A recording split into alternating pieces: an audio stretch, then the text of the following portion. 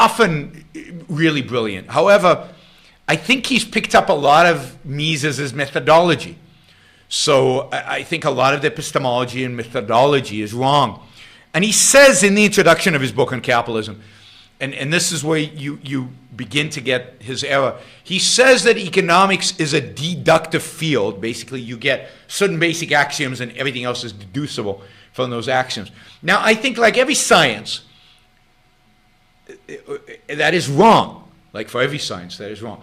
I don't think economics or new truths in economics can be deduced. I think economics is dominantly an inductive science. An inductive science, one induces from observations. And one comes up with principles and then one applies those principles.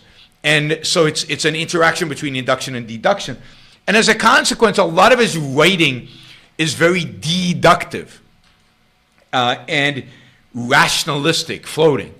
So I think the book has problems in that regard. And I think too much of that, with Mises, it's directly from Kantian, kind of divorced from reality, kind of deductions.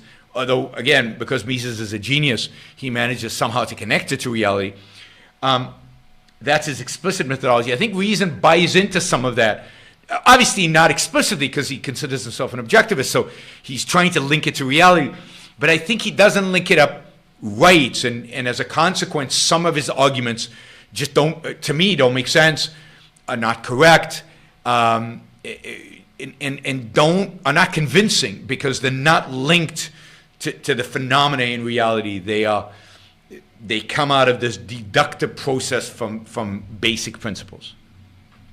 And real truth-seeking is if you listen to Leonard Peikoff's course, all new truths are the inductive truths. Now, you need deductive logic to test those truths out, and you can deduce from those truths implications of them. But the essential activity of the scientist is induction, and that is true in economics.